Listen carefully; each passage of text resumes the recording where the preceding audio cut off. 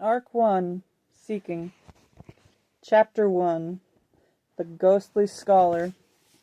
During a winter month that same year in Ningyan County, Huizhou Prefect, a gong rang, heralding that dawn was near. The sky was still dark, but faint murmurs of activity were already drifting through Jingtang Street. A waiter from Juiwei House carried out several large steamers of fresh buns to set up a breakfast stall in front of the building. The night watchman jogged over, his head tucked against the cold as he rubbed his hands together. He bought 3 buns, wolfed one down in a few bites, and gulped before he winked at the waiter. "Hey, did you prepare that order we talked about?" "We did. It's right here." The waiter frowned as he patted the takeout box beside the steamers. The night watchman was astonished. "You really did? What if that thing doesn't show up today?" "Oh, ancestors above, please don't let him come," the waiter said with a shudder. Juiwei House was a moderately famous eatery in Ningyan County with a head chef known as 3 Specialist Liu. His reputation and livelihood rested on his 3 signature dishes: peach braised pork belly, clay pot roast pheasant, and civet simmered with pears. The pork belly was skin on and beautifully marbled. The pheasant, sourced from Lishan, was neither too fat nor too lean, and the civet could only be caught on days when fresh snow blanketed the ground. Thanks to these dishes, Juiwei House was always packed with customers. However, 3 Specialist Liu also loved to put on airs. He only cooked 10 pots of each dish per day, and not one more. Those who wished to enjoy his food had to rush to the restaurant early. Still, to order such a hearty meal at the crack of dawn, anyone who would do that couldn't be right in the head, and this mad fellow had already shown up 2 days in a row. The first day he'd appeared before the waiter and ordered the 3 dishes. After that he fell silent, wasting not a single breath more. Literally not a single breath. It was the dead of winter. Whenever people opened their mouths, steam of white vapor poured forth, but the air before the man remained clear, devoid of any and the slightest hint of mist. The next day his demands increased. He wanted the clay pot roast pheasant without the star anise and fennel, and also not served in a clay pot. Then he ordered the dish of civet and pears without the pears. These demands didn't sound like the request of someone who'd come to genuinely enjoy the food. If anything, they seemed more like an attempt to ruin the restaurant's reputation. However, the waiter hadn't thrown out the malicious customer. Instead, he faithfully and fearfully served him for 2 days. Today he even prepared the take-out box in advance. He glanced at the sky, his legs quivering like a knock-kneed chicken. "It's almost time for him to arrive." "Why aren't you shaking?" he asked, craning his neck toward the watchman.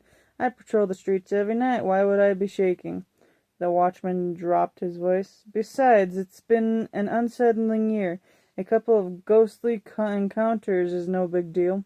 Did you hear about the incident in June where they sighted a real dragon in Guangdong? It was lying on the shore. They said someone had ripped out its bones, the dragon's bones. You tell me, what kind of omen is that? And just a few months ago they said the state preceptor almost perished." The watchman was still speaking when the waiter weakly slid downward, practically vanishing beneath the stall. He's here. He really came." The scholarly-looking man appeared in front of the stall. His appearance was unremarkable, but he wore an expression of deep fatigue. The skin of his cheeks also bore an unusual flush, as if they had been warmed for too long by a flame. He was wearing an ash-blue robe, and both the man and the clothes were thin and ephemeral, like a branch draped with fabric, ready to be swept away by the wind at any moment. By the glow of his white paper lantern, the watchman stared at the scholar's face for a long time, so long, in fact, that the last bite of his bun grew cold in his mouth. The thought of swallowing had completely fled his mind. "I'm here," muttered the scholar to himself. Then he slowly raised his head. His midnight black eyes stared unblinking at the waiter. The stricken waiter squeezed his legs together on the verge of wetting himself in terror. "Excuse me, I'd like the peach braised pork belly." Now that he was speaking properly, the scholar's voice was surprisingly pleasant, refreshing as green bamboo or a burbling stream, a far cry from his earlier mumbling. However, the sound matched neither his face nor the movement of his mouth. Seeing this, the waiter grew more terrified. He avoided the scholar's gaze, picked up the take-out box with quivering hands, and shoved it at him. "It's all here, in a porcelain jar, and there's no lard, star anise, or fennel, fresh from the pot, still steaming." The scholar seemed to choke. He stared at the box for a moment before he slowly nodded and said, "Thank you." His voice bore a faint hoarseness this time. When he took it, the take-out box seemed a bit heavy in the scholar's hands. It was as if 1,000-pound weight had been piled onto a branch. He left, walking much more slowly than when he had arrived. After a very long time, his figure faded into the distance. Returning to his senses, the watchman shivered. The waiter's face was ashen as he whispered, "You saw him, right? His face. Hey, where are you rushing off to?" "Toilet," said the watchman. The waiter watched the watchman go in silence, but he didn't get very far before he came running back, still holding his copper gong. Before the waiter could speak, the watchman patted him on the shoulder, then winked at a spot not too far away. "Look over there." Across the street, a whisper-silent white silhouette materialized out of the night. The waiter had just gone through a scare. When he thought he was seeing yet another malevolent entity, his legs almost buckled. Fortunately, upon giving the newcomer a proper look, the waiter realized he was a monk dressed in thin acolyte's robes. That was white with wide sleeves. From head to toe, his clothes carried not a hint of color, as though he were a man in mourning. An ominous sight so early in the morning. The waiter was perplexed. "I see him, so it's just a monk. When I passed by him earlier, I glanced at his waist," the watchman whispered. "He's got woody coins on him." Woody coins were capable of warding off evil spirits and safeguarding one's home. It was said that the current state preceptor liked utilizing them and always carried them on a string at his waist. Since then, these coins had become a staple of those in the business of dealing with the supernatural. While quite a few con artists walked among them, most who owned woody coins were the genuine article and knew a trick or two. The waiter scrutinized the monk from afar. There seemed to be an indescribable aura about the man, like he couldn't be a con artist. Besides, the waiter hadn't the luxury to worry about that. He'd hit his limit after 3 days. If the scholar came back tomorrow, he really might not be able to stop himself from losing control of his bladder. Thanks to the monk's leisure pace, he quickly closed the distance between them. As he was about to pass the stall, the waiter hurriedly called out to him, "Master, please wait."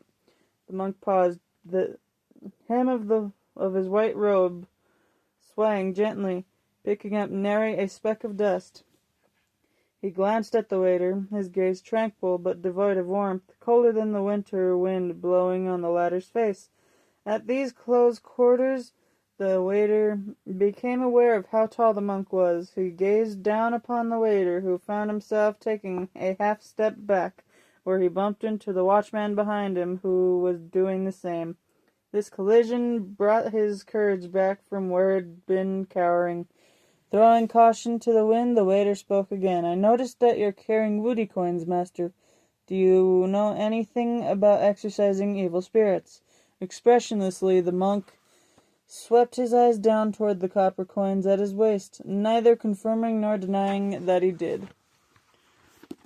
The waiter exchanged an awkward glance with the watchman. This monk's demeanor was colder than an Arctic blast, freezing him until he couldn't even think straight, let alone speak. Fortunately, the watchman was more resilient and spoke up for him. He succinctly described their scholarly-looking customer, then said to the monk, "We can't claim to know him exactly, but that face is unmistakable, all the same. He's the son of the Jiang family, but the Jiang family clinic caught fire 3 years ago. Other than their daughter who'd been married off to Anqing, everyone perished in the flames. As the saying goes, even ghosts have time on their hands right before sunrise. A dead man has appeared 3 days in a row, always right before sunrise during the witching hour. It's natural to be terrified." The monk scanned the sky and finally said something though it was clipped and cold. "Where is he?" At those words, the waiter thawed and sprang back to life. He pointed to where the wall curved away in the distance and sputtered, "He just left. He might not have gone inside yet. I know where the Jiang family's ruined clinic is. Master, I can take you there." Almost as soon as the waiter had offered to go with the monk, he regretted his words and had wanted to slap himself. Why didn't he think before speaking? Who would want to accompany a walking ice statue in the dead of winter? Had he gone mad? They'd only walked through a couple of alleys, and the waiter felt like he'd walked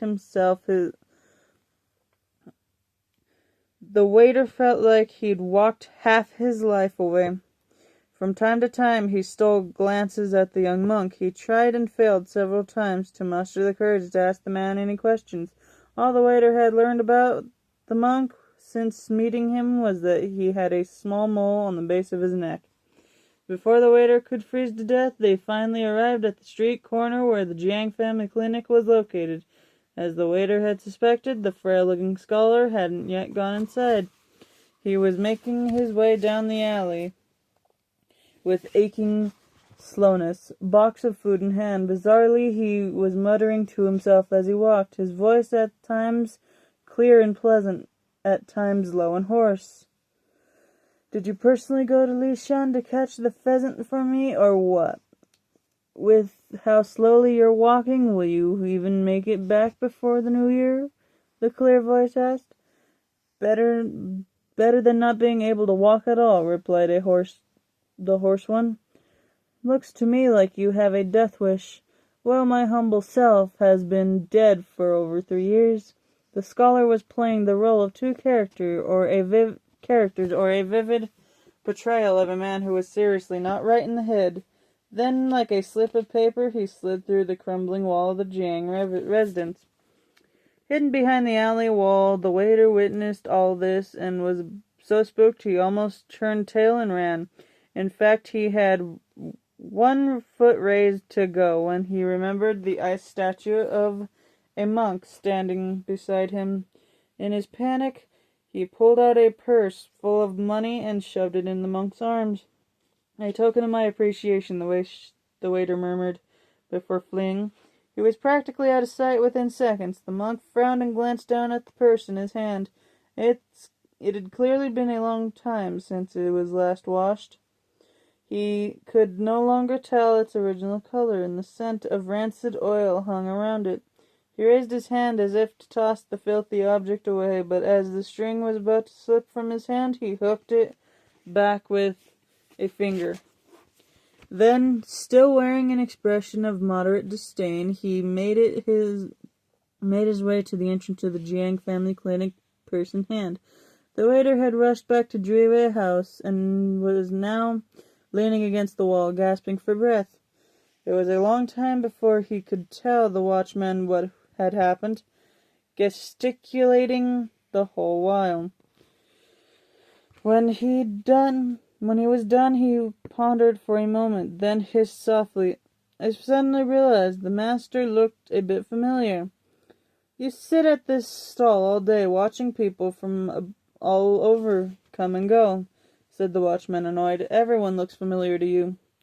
Having caught his breath, the waiter straightened up and swept his gaze over the stretch of wall he'd been leaning against.